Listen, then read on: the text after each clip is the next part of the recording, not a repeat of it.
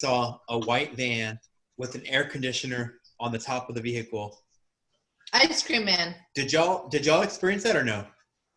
Was it an ice cream truck? Yeah, that was an ice cream man for us. No? Oh, okay, then maybe it was just us, but it was immigration for us. Oh, damn, for real? That was the ice cream man. Keep the ice Oh, cream they would have taken us all in. I know, right? Dang. Trying to buy ice cream. The way I was raised and the blindness to it, or the naiveness to other issues, my realism and my outlook now is very different than my sibling. Just this one. Heritage, your heritage. Mexican Americans go to night school, take Spanish, and get up. But you all speak so differently, and you all Mexican Americans. but Go to night school. I'm gonna get drunk and get I'm it in done. Spanish. All right, y'all. Welcome back to Too Hard, Too Fast, a podcast with strong opinions about things that we may or may not know too much about in order to broaden perspectives.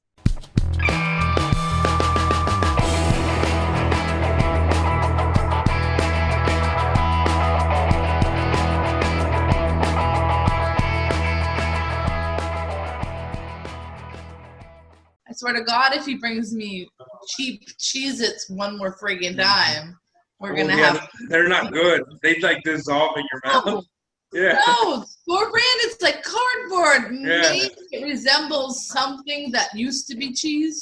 Yeah. No, it's not a Cheez-It. I'm like, I'm sorry, but Charmin just can't keep up with the demand.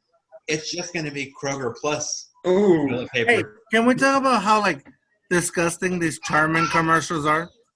I can't. I would just want to listen to Pandora. My tiny clean. Thank you. Yeah, I'm not picking up his underwear. You're the mom and dad.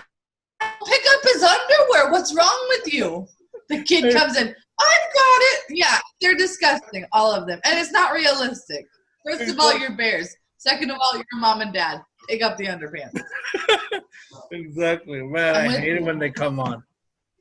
And it would be the dad who's like, I'm not picking it up. Like, change a poopy diaper, please. That's not Scott. Just Hey, saying. okay. I was just thinking about the college thing and going back to college. Before you guys came to San Antonio for college, did you guys used to visit San Antonio at all when you were kids? Because none of us are from San Antonio. Oh, Jerry, right? You are. No? Technically, Cali. 2 years. I'm from Cali, but 2 years before I was in San You're Antonio. from Texas, but you used to live in Cali.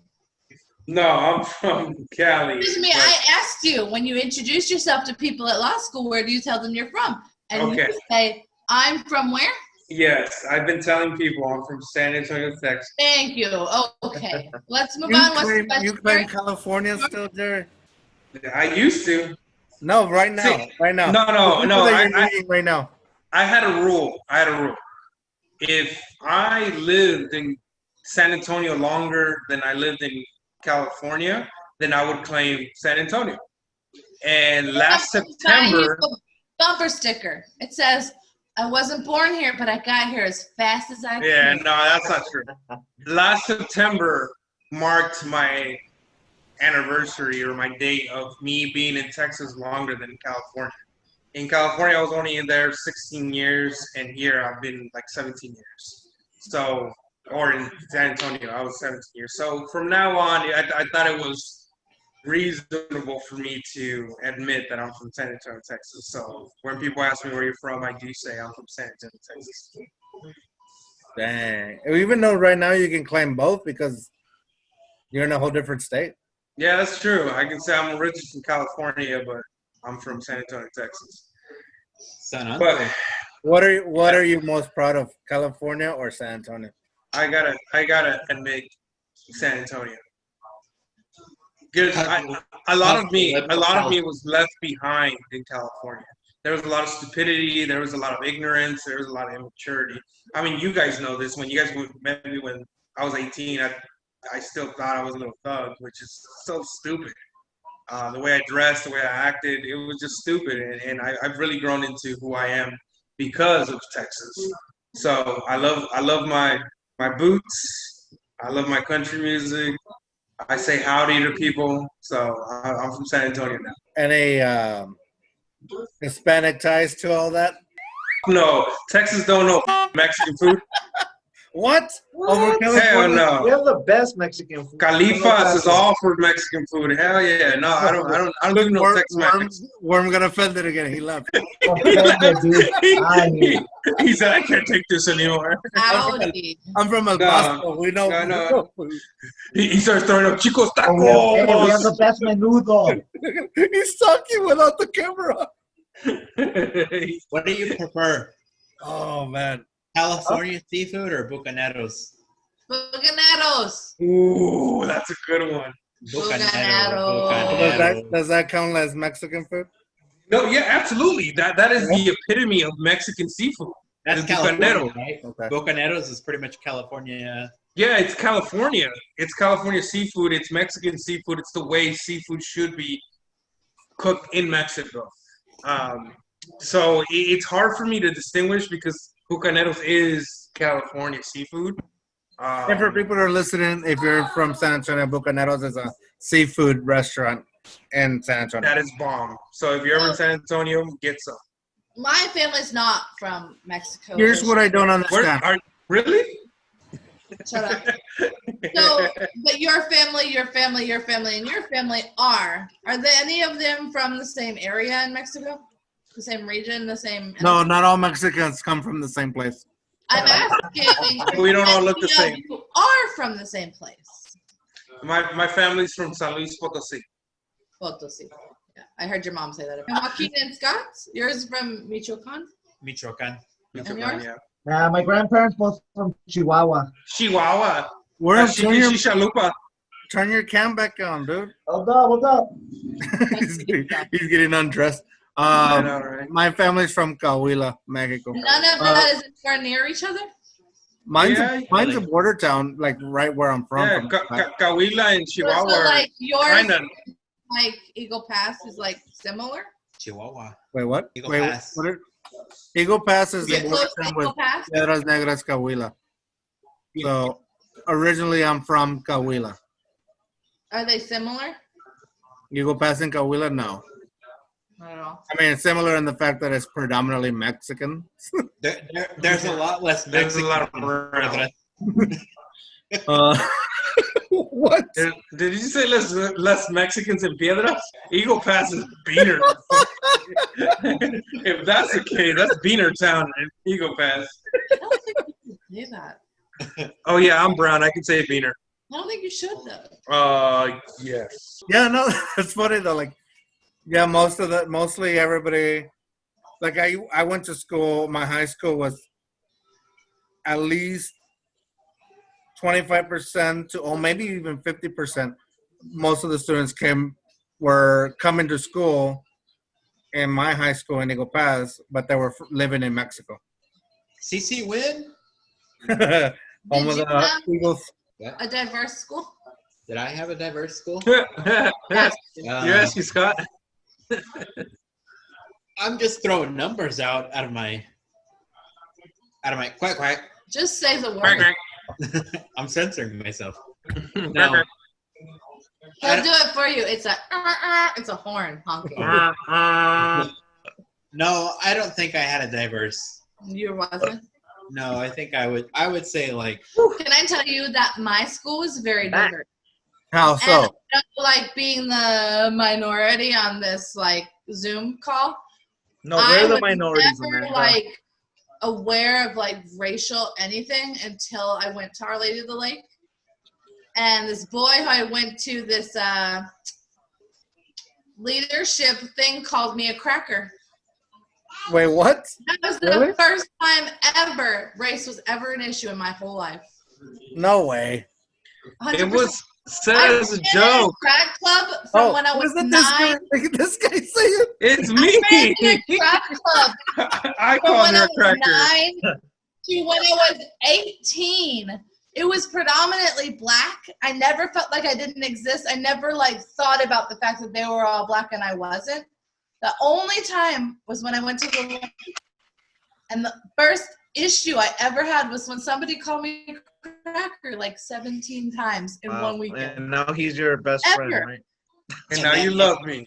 It's And now because I he love was from him because my husband California, loves you him. know. He just That's how recently. Californians are. See? I'm saying. That's why he came to Texas. Oh, I've said that I had a race problem growing up. Yeah. I've admitted to that. Absolutely, yeah. I grew up in a town where I was taught to stay away from black people, stay away from white people because you stick to your own. You know, you stick to your raza. And so when I came to Texas, it was a culture shock, especially because I went to Roosevelt High School. It was like 50% black. I think I had 2 black people in my high school where I was from. So yeah, it was a deep culture shock. I didn't understand my internal biases. I didn't understand how I was wrong in the way I perceived the world. And thank God I was surrounded by the right people, because I could have easily become one of these crazy racists that sees, you know, the world very one-dimensionally. It's like, if you look like this is the way you act. And thank God I was corrected at a very young age that, you know, that's not the right way of thinking. But yeah, I was super wrong when it came to race and racial issues. Growing up, I had every bias in my heart, and little by little, by experiencing interactions with black people and white people, I realized I'm fucking wrong. So little by little, now some of my best friends are white, some of my best friends are black, and I was wrong to think that way. One, when I dealt with that, that was the first time I ever thought about, wow, I'm different from people. Honestly, swear to God, up and down. That was the only first time, like, to me, like, I've ever considered we're all different races. Like, races make a difference. Like, I never felt like hate or, like, you know, when I was called cracker, like, it came from a joke, like, different, It was a joke. whatever. I didn't feel like it was an ugly thing, but that was the first time I ever, like, in my head thought, oh, we're different races. Like, we're different. Like, that mattered. Like, my whole life I was raised, like, we were just people playing soccer together, playing basketball together, track together, going to school together. It was never an issue. And that was the first, like, huge moment where I realized we're hugely different. Like, I am very different. And, like, I never thought of it that way. And, you know, nowadays we have all kinds of conversations about, like, white privilege and things like that, which I don't even understand because I never thought of life that way. But now it's, like, mind-boggling. I'm raising a son who's biracial, and, you know what I mean? Like, I want him, he's very light-skinned and he has a lot of my traits, but I want him to respect his heritage and his culture and stuff. And, like, that was, like, a huge like turning point for me, and it didn't happen until I was 18. That's why I wondered, like, everybody comes from different places, and different places within the United States is, like, the only acknowledgement you get is, like, you have a southern draw, or you talk with a long A, north, and sometimes it slips out. But it's like, I never think about those things. Like, you all are from Mexico, and in my mind, Mexico is Mexico. But you're all very different. We're not all and his from family. Mexico. I know. We're Americans, Amanda. Orale, I'm an American citizen. I think only me. Maybe Are you me. gonna? Hey, do you want to see my green card too, or what? Just this one. Heritage, your heritage. Mexican Americans go to night school, take Spanish, and get up. But you all speak so differently, and you all. Mexican Americans But go to night school. I'm gonna get drunk. and get I'm an done. in Spanish. Fuck it. I have a serious And get a conversation. beer. Let's drink some beer some more. Let's go Oh, best. this is good. No, this is good. I like Hey, this. what'd you say, Amanda? I think, Amanda, I do have to correct you with one thing. You were taught to hate a certain kind of people, and those people were Cowboys fans. Yeah. And I called them not cowgirls. That's rude. cow Cowmen. bitches. Cow bitches. The Girl, cow bitches. you respect girls. It's cow bitches. Cow Not bitches. cowboys, cow bitches. But Hey, we're gonna win the Super Bowl. what you're saying about being Since exposed. you home from playoffs mighty a few times. Go Pax, go. It was a catch. You were at the game. It wasn't a catch. You were at the game. We fired Wade Phillips. You were at the game. We sent y'all home. We were at the game. But I actually, Worm and I had talked about this a while back, or a couple of episodes back, that going to college exposed us to a lot of different things and a lot of different cultures. Because like Jerry, like my high school was predominantly Mexican. Like if there was one black student, we all wanted to be friends with him because we wanted to experience something different. We wanted to know something new because we all shared the same commonalities. And so You reached out. it was better. Like, yeah, we were all taught like a different perspective once we went to college. I And feel like my high school and my middle school and just my life, Mike, was so well diverse and mixed that to me, and Scott thinks I'm like naive and stuff. Like we've had the conversation, but like to me, I feel I that honestly didn't think twice about color or differences. Like I had two people that were my uncles, because all my family lives in Wisconsin. So here it was just my parents and us. And they were my track coaches, and they're twin brothers, and they're black. And then when we went to my sister's wedding, and I showed Scott my uncles, and he was like, those are not your uncles, you know? And I didn't think anything about them being black. It was a little bit offensive to hear someone, like, for people to say, I don't see color. I don't think it's that I don't see color. It was like, obviously we're different colors, but I don't differentiate you from me. Like you're no better, you're no worse. I don't acknowledge your color. I just talk to you as a person. You're my friend. You sit next to me. But it's You're my friend on the soccer team. I don't think you're black and on the soccer team. Oh my God. Or you're Mexican on the soccer team. You must be great. It was just like we're all on the soccer team. It's a little bit like I would hope. It's a little bit like I would hope you understand that you're black and you experience different stuff, or you're Hispanic and you experience different stuff. So to hear I don't see color is kind of like to negate that.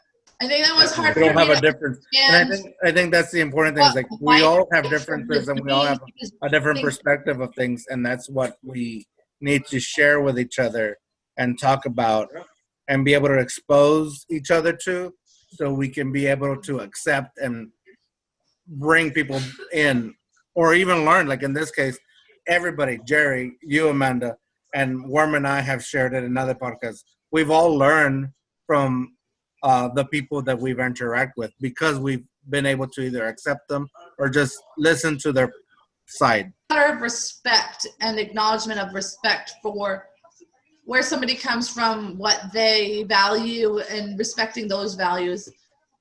Honestly, Scott's dad and I had a serious conversation a few years ago before we were married about how he expected him to be with a Hispanic woman. And when he was with me, he was disappointed. But after X amount of years and the fact that we share the same religion and I respect its culture, that it became okay. But Scott and I have been together almost 15 years. And when we had that conversation, it was near like the 10-year mark to where it was okay then. You know what I mean? So my dad had to for 9 years, it wasn't okay. My dad became tolerant of it. And I don't think I've ever done anything other than respect Scott or his culture or opinions or religion or beliefs or anything. But like it took a lot for him to accept white girl the family. You know what I mean? Yeah. When you attend the college that graduates the most Hispanics and announces it at every graduation, any university in the United States, and announces it at every graduation, and then you go home your freshman year and say, "Hey, I'm dating somebody. Can you drive me up for the summer to go visit my girlfriend?" And they say, "Sure."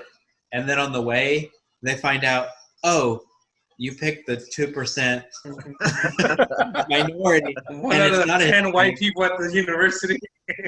But internally, it's more of a, oh, all of a sudden, I'm not good enough to meet your parents.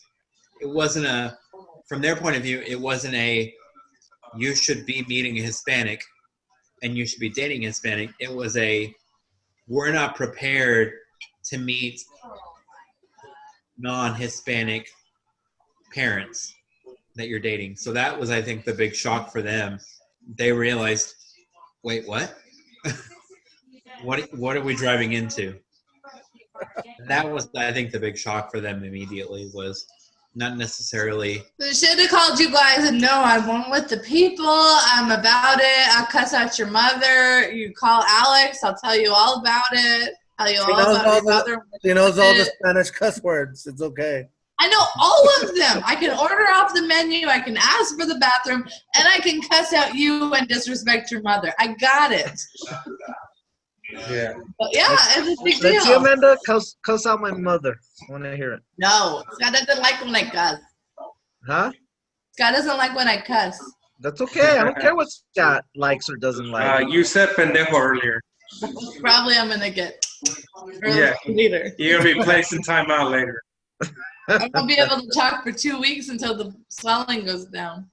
But yeah, no, I think my perspective of the world in regards to cultures and races outside of the Hispanic one, it doesn't come out of hate.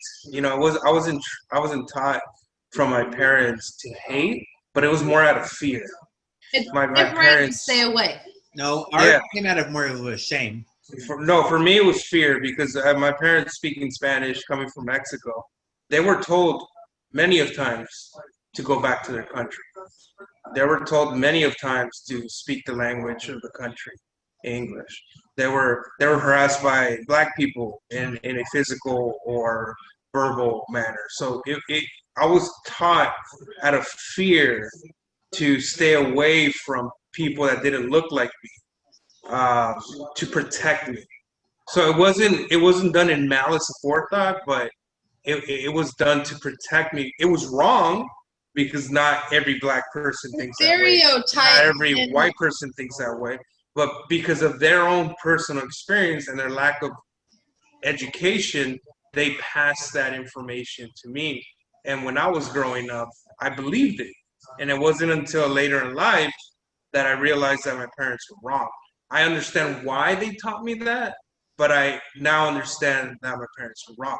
And the unfortunate thing is that most people our age that are second generation American citizens don't take the time to learn for themselves. They just carry as well. That's what my parents taught me, so I'm going to continue to be ignorant for the rest of my life.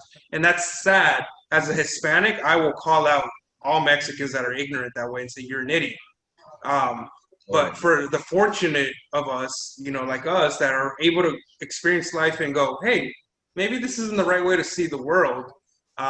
It's a blessing that we were able to grow and experience new things and be more tolerant of the world and understand that maybe we were taught wrong. Maybe it was good intentions, but we were taught wrong. And I think that's what makes this world the more beautiful place, being able to experience all types of cultures and backgrounds and learn from them. And right now you're going to a school that's very diverse, right? Or your cohort's very diverse? Yeah, absolutely. My cohort, actually, we're ranked number 1 in the nation for the most diverse school. Yeah, because I grew up in Santa Ana, California, which used to be called Little Mexico. It was like 90%. It was 96% immigrant. Think about the word I'm saying, 96% immigrant. So literally every weekend, immigration would pull up any corner and just start rounding people up. There was like my personal experience growing up was maybe 10 times a year, I would have ICE agents stop me, apprehend me, and ask me about my citizenship just because I was brown. So that's another reason why I am apprehensive about, or let me rephrase that. I was apprehensive about white people because most of the ICE agents I dealt with when I was growing up asking me about me being legal were white. And there was no reason for me to experience that. And on the flip side, I was never raised that anyone is lesser or more than anyone. I was never raised on this person's more dangerous or less dangerous. Like, literally, it's not like I don't see color because everybody sees color, but it was like everybody was my friend. I was cool with everybody. It was all like a level playing field for me. But I honestly, hand to Bible, didn't know ICE and immigration and those types of issues till probably college. Mm-hmm. I never like realized the level of those issues, or even like the acknowledgement of them, until probably college. You know, and to this day, I still don't feel like I value, or I don't know if value is the right word, but like race doesn't play a role in what I think of someone. It's how they treat me and how they act and how their character, my character. It's not whether you're black, white, Mexican, whatever, but best friend is from a Mexican descent. My other best friend is from El Salvador. My other best friend is from Mexico. My husband's family comes from Mexico. You know what I mean? Like, there's not a hierarchy of better or worse or whatever, but like my eyes are much more wide open to things that I never even knew. Hey, Amanda, hold up. Whose TV is that? What? You guys don't hear a TV? There's a random TV going on. I hear it. I hear a background. Shut that damn TV up. We just got attacked. Alright. Scott ran. I just want to throw this out that Worm's safe word is Little Mexico, by the way. I thought it was Hey, not many people are supposed to know that. Wait, I thought it was pineapple. Yeah, I thought it was a pineapple. That was in college. This is, you've grown up. I'm sorry. This is adult worm. Yeah.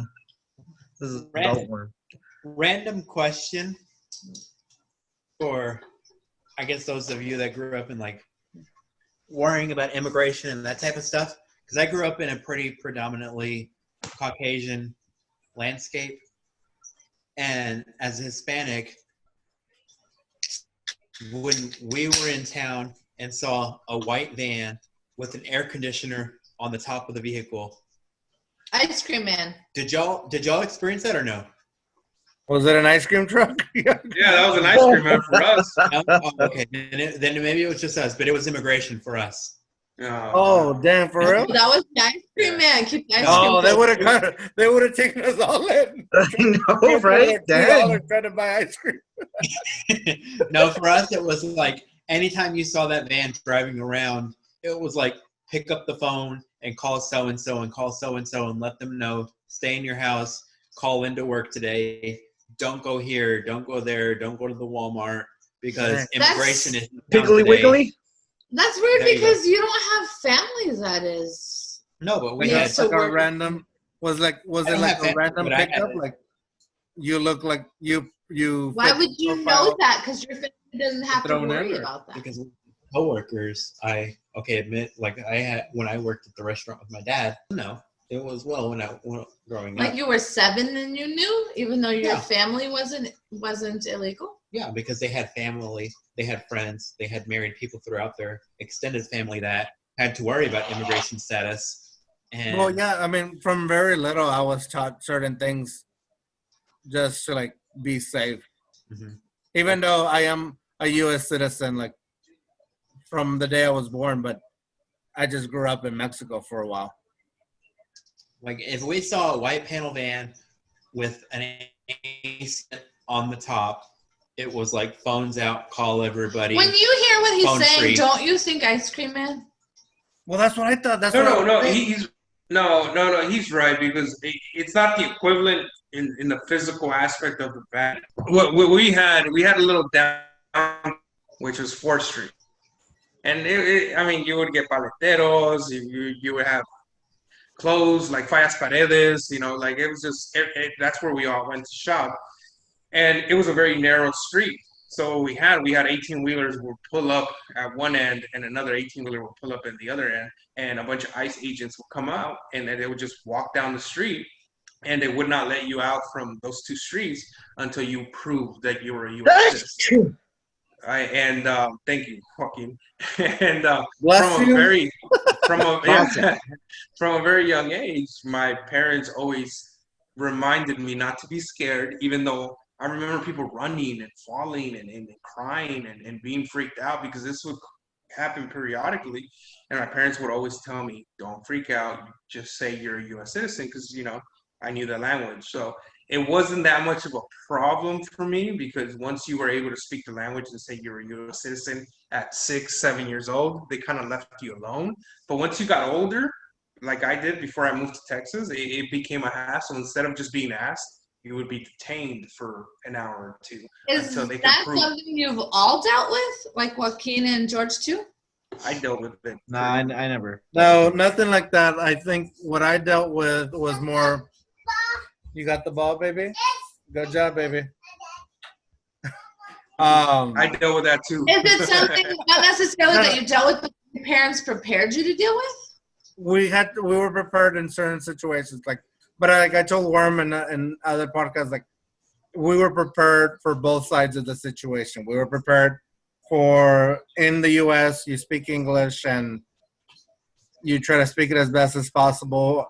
And I told Worm, like, I tried to lose my Spanish accent or my Mexican accent as best as possible.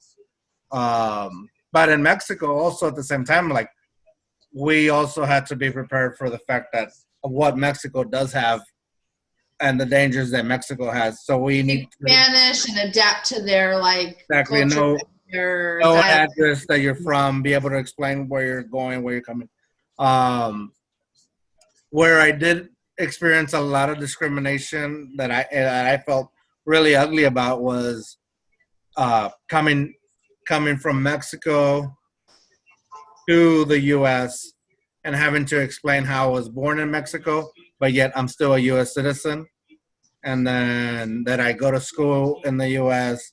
or that I was even in college in the U.S. and that I'm legal. Like I had to explain how it works, even though them as U.S. Customs, they should know. And then that would belittle you in the fact where it's like, oh, you're nationalized or you're really not a U.S. citizen. You're just... Make you feel like less. Yeah, and it's like, but I am. Like, I am. Honestly, like, it's terrible, but I didn't know any of that was like reality until after I was 18. It's sad. It's sad.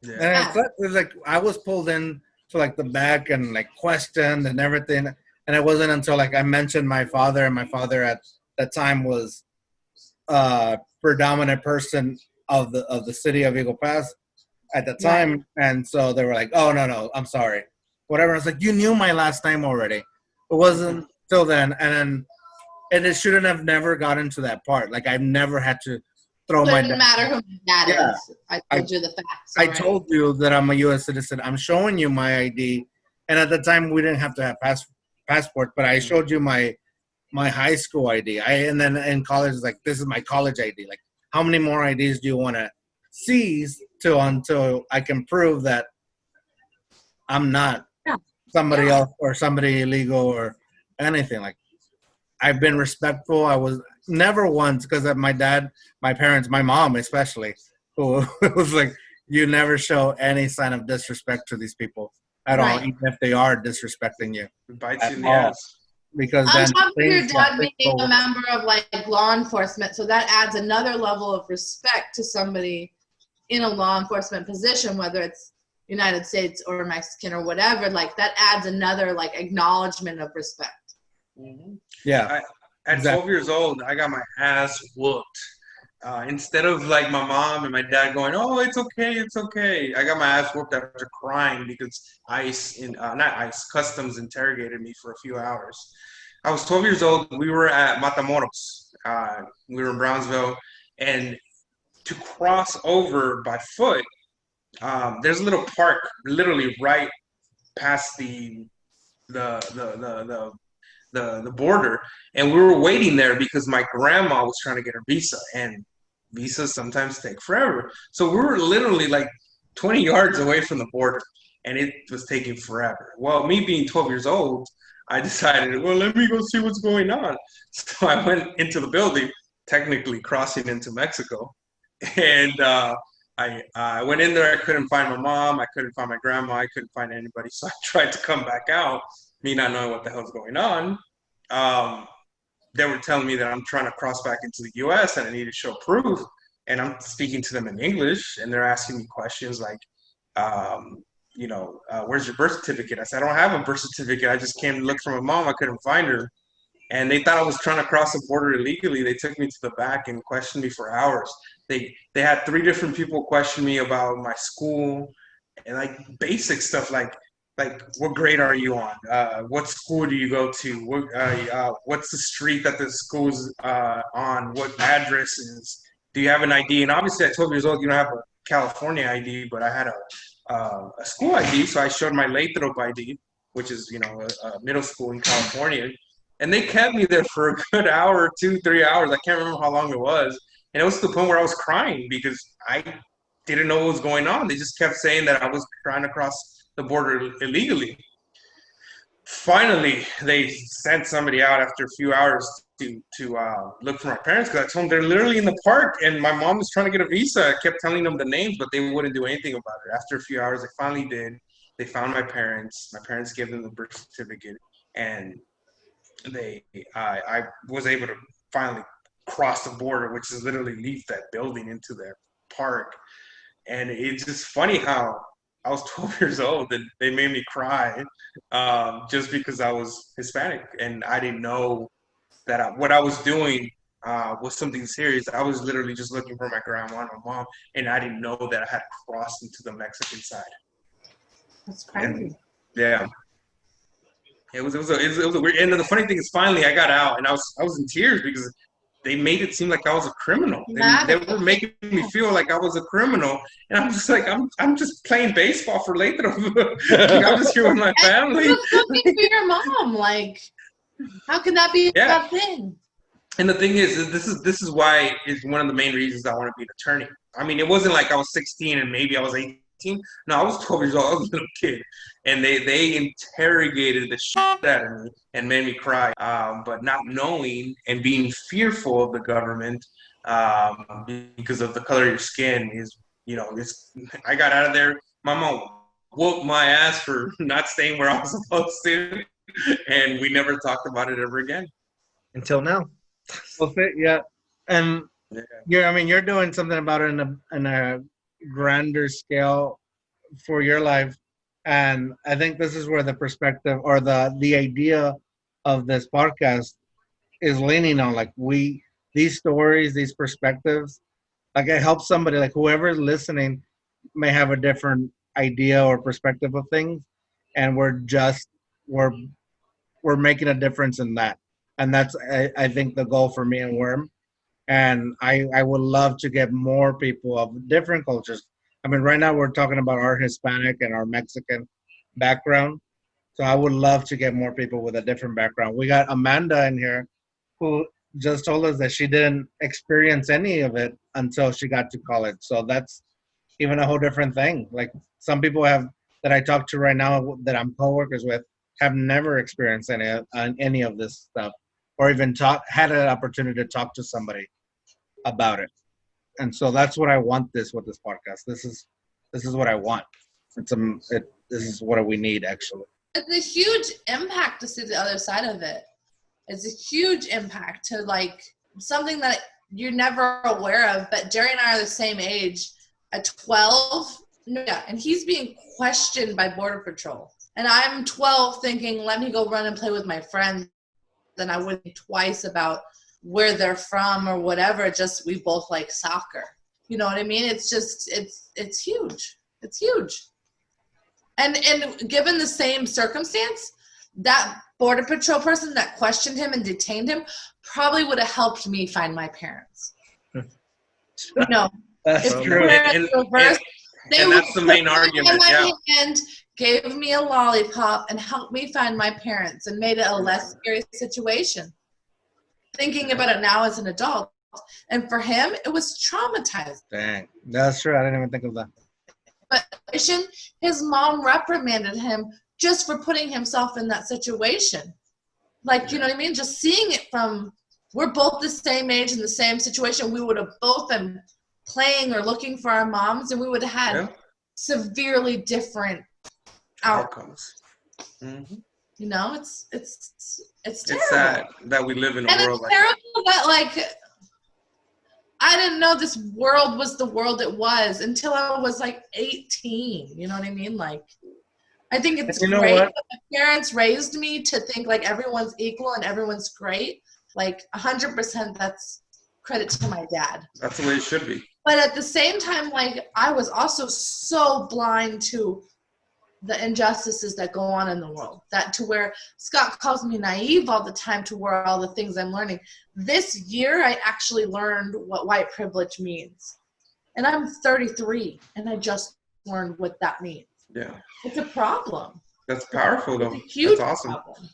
And you know what? And just thinking about a different perspective on, if we had that agent on here right now, he could, I'm not saying he would, but he could just say that he was doing what he was taught for the job. And it wasn't really what his beliefs are as a person. Yeah. So he could have, like, I'm not saying it's correct or not, but at the same time, we're talking about the system now. So yeah. And I would be been taught differently or trained incorrectly. I would be okay if I was treated that way. If everyone that happened to be in that same circumstance would be treated the same way. And the reality is what Amanda said is probably the truth, that if Amanda was the one that wandered off literally 20 yards across the border, they would have probably held her hand and said, all right, let's go find your mom. And that's where the problem arises. Not the fact that they treat him that way. If that's the law and that's the way we need to treat people when they cross the border, cool. Just make sure you treat everybody that way. And that's what the argument is that people aren't being treated the same way based on the color of their skin. Right. That's the argument. A child should be a child regardless.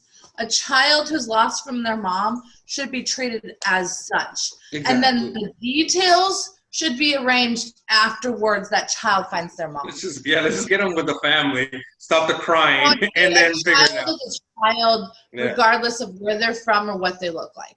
100%. The way I was raised and the blindness to it or the naiveness to other issues, my realism and my outlook now is very different than my siblings who don't understand things the way I see them now. They see things differently, but they also aren't in an interracial marriage, don't have a biracial child. You know, my son is very green eyes and white skinned and blonde hair, but he is half Hispanic.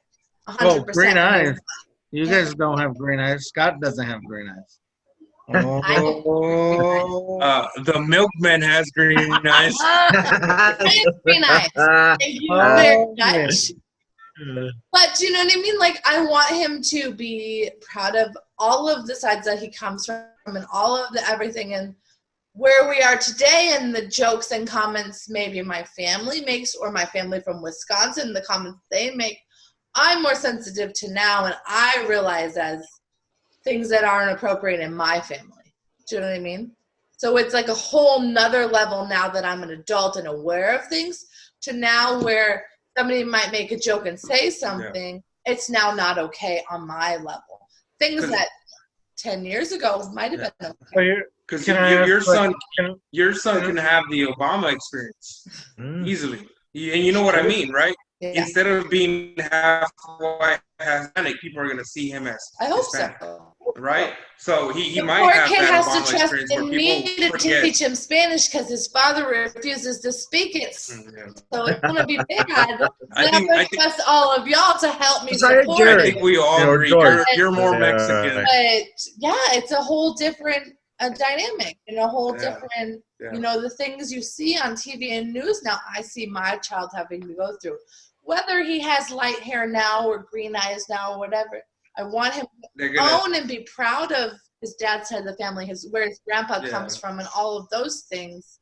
Whether it's predominant when you look at him or not, I want him to proudly say, I'm half Hispanic, half American, half I'm glad you said that. I hadn't even whatever. thought about You know that. what I mean? It's something that I deal with, and none of my siblings, none of my cousins, none of my anyone until me has ever dealt with. Yeah. You know, so it's very different, and it's very eye-opening, and I, especially right now, where these conversations and race and injustices are the forefront, I find myself in a very different stance on things and understanding on things than my mom, my brother, my sister, and people that I grew up with and I thought we had the same ideas on. Because your son Now might experience that that in the future. I'm a wife and a mother of somebody, and I see things from a different side of view, you know, it makes you understand things differently. Yeah. And I'm grateful for it. Yeah. It's awesome. It's different. It's different. All right, so on that note, we're gonna end the podcast here. This was super good. We just went from college life, the craziness of it. We ranked some beers, and then we got real serious and real good. Sorry. No. This is what I wanted, and this is the beauty thing about the podcast. You know, once we start going too hard, too fast, things get real, and that's what I love. So, with that said, another podcast down the drain. Thank you for being on the podcast. Thank you. Remember, dare to be you, dare to be weird. Worm, what are you going to say? Cheap beer sucks. Drink Four Locos. All right, that's another podcast down the drain. See you later, guys. Bye. Bye. All right. That was fun. Effortless, right? That was pretty Like, good. once it started to be like real and us just talking. Well, we've been friends since 2005.